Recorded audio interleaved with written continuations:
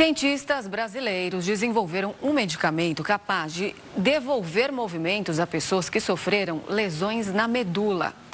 A polilaminina foi produzida a partir de uma proteína chamada laminina, encontrada na placenta humana e que tem a capacidade de atuar sobre o sistema nervoso.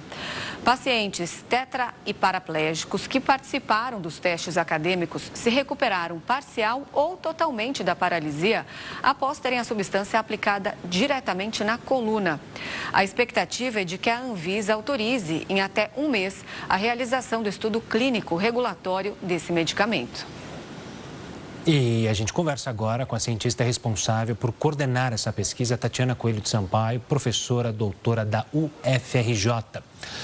Doutora, muito obrigado pela participação aqui conosco no Jornal da Record News. Parabéns também pela pesquisa e pelo trabalho. Eu queria começar tentando que a senhora explicasse como é que esse medicamento age diretamente no corpo de uma pessoa que sofreu um trauma e ele atingiria qualquer pessoa que sofreu esse trauma e poderia se recuperar ou há especificidades em cada caso para poder usar esse medicamento? Então, boa noite, obrigada pelo convite. As lesões na medula que são traumáticas, elas são muito variadas, né? Então, tem algumas pessoas que podem sofrer a lesão, a medula espinhal é um tecido que fica dentro da coluna vertebral. Então, a coluna é óssea, mas dentro tem esse tecido nervoso, que é meio parecido com o que tem no cérebro, né? É o mesmo tipo de tecido. E quando acontece essa lesão, pode acontecer por vários motivos. Pode acontecer porque houve uma luxação, quer dizer, quando uma vértebra empurra por cima da outra, quando ela explode com um tiro, quando tem uma compressão, então um efeito chicote, por exemplo, num acidente de carro. Então, os tipos de lesão são muito distintos e a gente não tem como... não tem um número de casos suficiente para poder apontar se tem em algum tipo de lesão que vai funcionar melhor do que outro. Né? No laboratório, que a gente trabalha com animais de laboratório, com lesões padronizadas, o que nós observamos até agora é que diferentes tipos de lesão respondem bem. E, de modo geral, as lesões mais graves respondem proporcionalmente melhor, quer dizer, respondem... proporcionalmente, quer dizer, a melhora que a gente observa em relação ao animal não tratado é maior. Mas é difícil de dizer, se precisa de uma observação por mais tempo, de mais casos, para a gente poder dizer se tem um caso que funciona melhor do que outro. Tatiana, esse medicamento, ele fica mais eficiente em lesões recentes ou ele também funciona em pessoas que sofreram algum tipo de acidente há muitos anos, por exemplo? E qual seria o protocolo? Apenas uma aplicação é o suficiente? Sim, a aplicação é única. Até agora nós só testamos única. É possível testar mais de uma aplicação, então mas a gente tem que começar pelo começo, né? Então, de início... Nós testamos uma para avaliar a segurança, ter certeza de que era segura. Então, esses testes foram feitos. E, por enquanto, então, é uma aplicação só, mas não há nenhum impedimento em que se teste mais aplicações no futuro. E ela é mais eficiente na fase inicial, porque na fase inicial não tem ainda um processo de cicatriz, né? Está tudo muito vivo ali naquele momento, então ela é mais eficiente nesse momento do que depois, quando a lesão já está estabelecida há mais tempo, que a gente chama de fase crônica, já existe uma cicatriz no local. Então, além de ter que ter a regeneração, ainda é importante que essa cicatriz seja transposta, né? Você tem que atravessar a cicatriz, e aí é mais difícil de regenerar. E... eu acho que, além disso, a gente tem evidência de que esse tratamento ele também tem um efeito de proteger a medula logo após a lesão. Então, se a lesão na medula, ela se prolonga depois do impacto inicial. Ela continua progredindo durante alguns dias, né? Algumas horas e até dias. Então, se a gente consegue fazer o tratamento bem cedo, a chance de ter uma proteção dessa progressão aumenta. Então, tem efeito melhor quando é no início do que quando é na lesão estabelecida. Doutora, sobre a pesquisa em si, eu queria fazer duas perguntas. A primeira é quais são os próximos passos para vocês agora? E também entender como é que se chega a esse medicamento? Como é que se chegou a justamente buscar uma proteína na placenta e que se chega à possibilidade, olha, isso pode justamente beneficiar lesões na medula.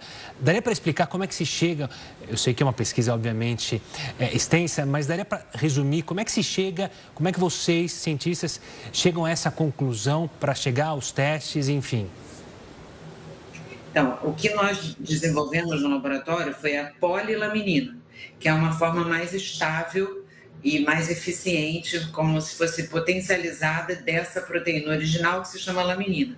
E a laminina, ela já foi estabelecida há muito tempo, há muitos anos, como uma proteína capaz de estimular o crescimento dos axônios.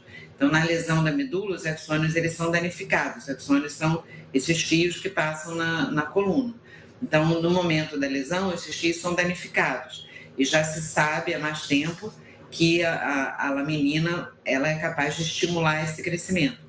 Só que quando você tentou usar a laminina diretamente na medula, ela não funcionou. E o que a gente descobriu no laboratório, na verdade, foi uma forma de fazer essa laminina ficar eficiente e capaz de ter esse efeito. Porque ela é mais estável, ela fica mais tempo lá, ela é nessa forma polimerizada que a gente chama, que é mais parecida com o que tem na natureza. Agora, por que da placenta? Na verdade, é por uma questão prática, né? Existe laminina em vários lugares do corpo. Na pele, embaixo da pele toda, no pulmão, no coração, tem em todos os lugares. Só que a placenta é um material que é descartado, humano, né? Então, a gente pode extrair da placenta, é muito mais prático do que extrair de um tecido.